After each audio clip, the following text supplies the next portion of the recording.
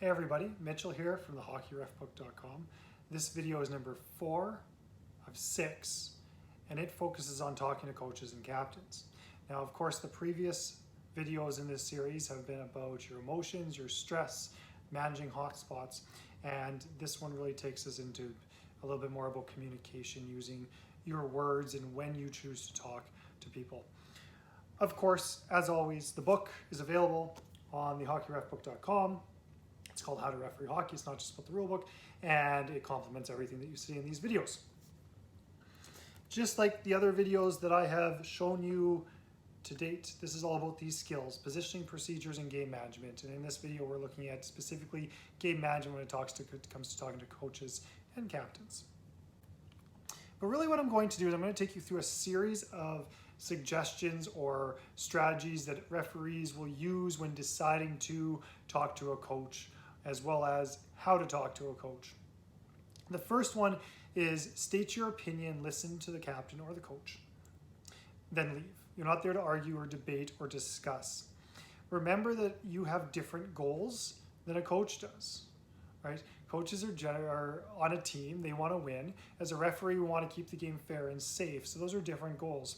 So when we're there explaining something, they might be looking for one outcome, to get something favorable for their team, and we're just there trying to explain a situation of what we saw and why we called it in a certain way to keep the game fair and safe. So explain it, listen for a moment, but then don't get drawn into a drawn out conversation. Just exit. Never talk to a coach or captain at the end of a period, especially if there's a flood.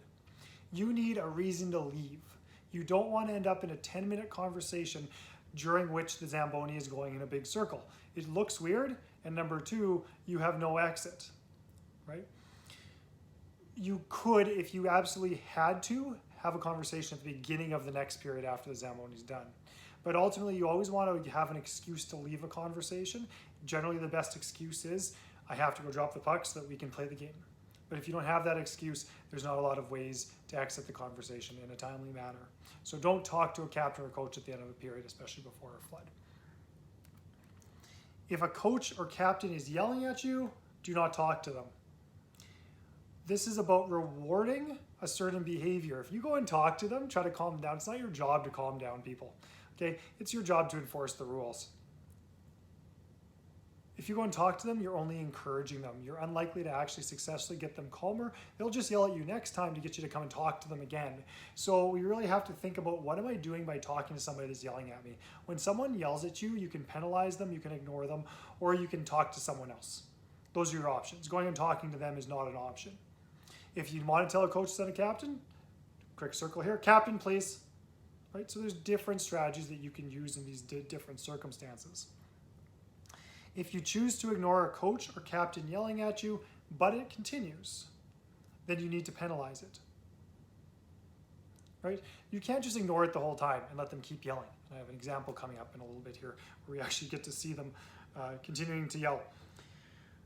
They lose the privilege to talk to you when they get penalized as well. So if they're yelling at you, they don't get to talk to you. If they get penalized, they don't get to talk to you. Okay? You talk to somebody else, you can ignore them or you can penalize them. You can't just go talk to them.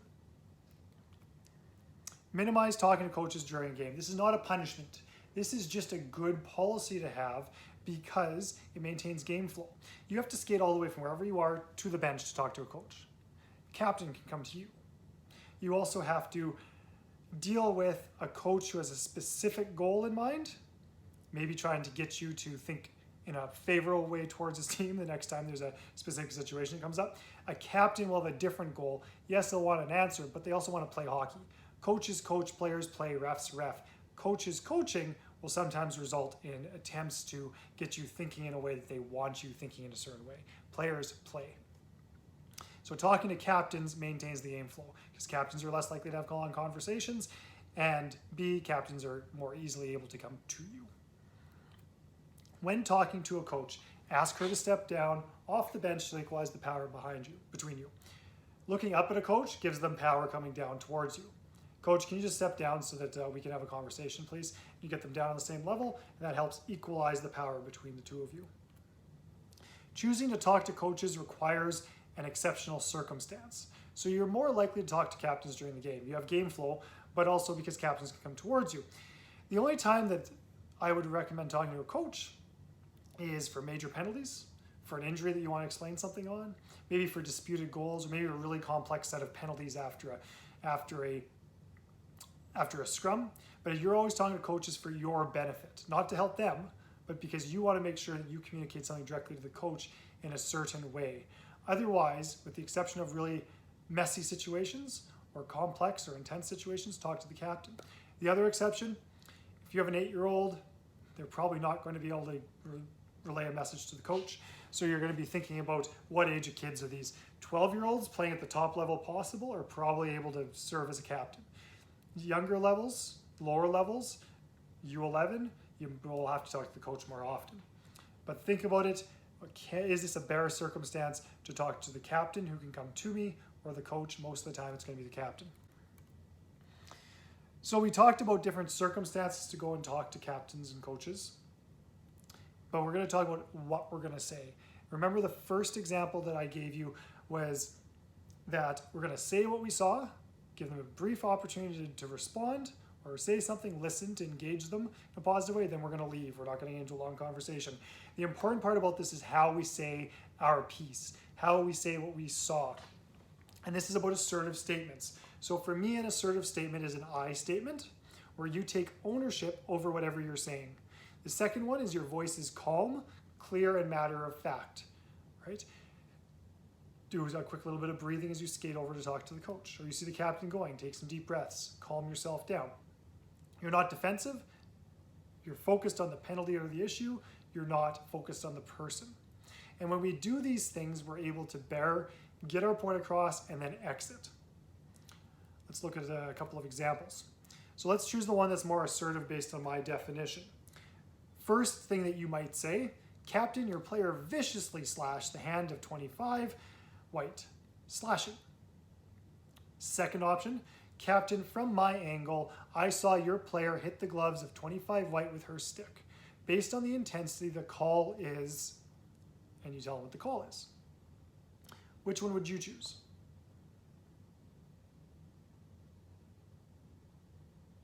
So I would recommend that we're going to choose the second one. And the reason we're choosing the second one is because it is an I statement, because you say, I saw your player, you own it. You also add the from my angle, that's an I statement without using an I. We don't really know calm and clear because you don't know how it's being said by the referee, but it is matter of fact. And I'll explain why in a moment. The third one also focuses on the issue, not the person, right? The issue was hitting the hands on the stick. Sorry, hitting the hands with the stick. Matter of fact. The word viciously is very emotional, right? He viciously slashed the hand of 25 white. That can make a very defensive response from the captain. By removing the word viciously, we're more matter of fact, and we're not focused on the person, because when we use strong words like viciously, it can be focused on the person rather than the issue, right? Viciously is also a matter of opinion, so that's easier to disagree with than 25 white hit the other, 25 white had her gloves hit with the other player's stick. That's more black and white than the word viciously. So I statement, calm, clear matter of a fact, and focus on the penalty or issue rather than using emotional words. Why do we do this? Because it focuses on the issue, not the person. When we do that, we're less likely to have a conflict escalate. Second, it allows you to move to this, especially that I statement. I am sorry we saw this from different angles. I'm sorry we saw this in a different way, but right now we need to drop the puck so that we can keep playing the game. And then you leave. And when you use the I statement, the assertive statement, it gives you an easy path to get to an exit strategy, which is, I'm sorry we saw this in a different way from each other. We have to drop the puck so we can play the game now. So we have now talked about choosing to go and talk to coaches or captains, and we've talked about how to talk to coaches and captains. Let's look at a couple of examples of situations that have not went well. Here's the first video.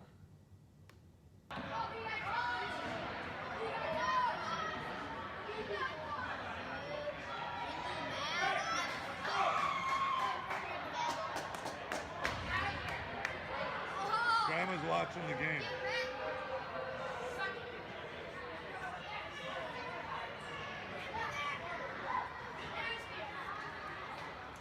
I want to see what the person on this side about that. Grandma's watching it, guys. Hey Josh, Yeah? Grandma's watching the game at home. Sick.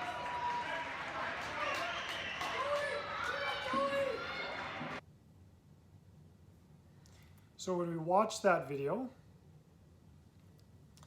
we need to ask the coach to step down off the bench. There's a huge power and difference here that's going on.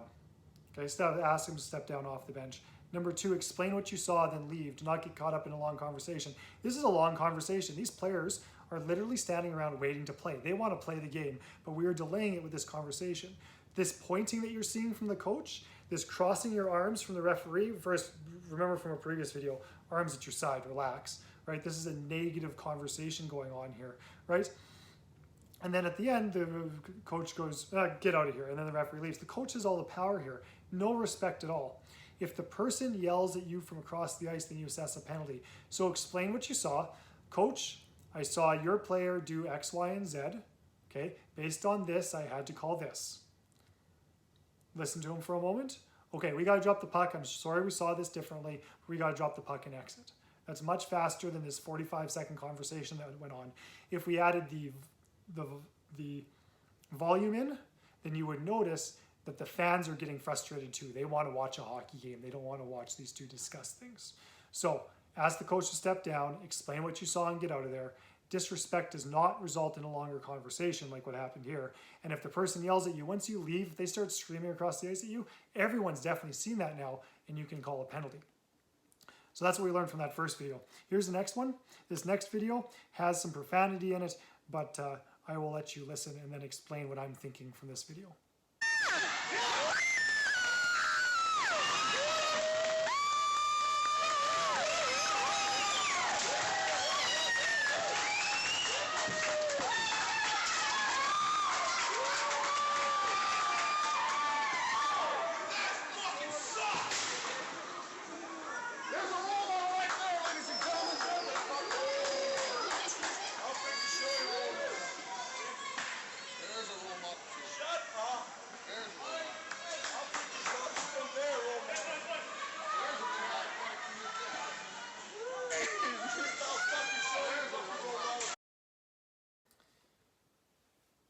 So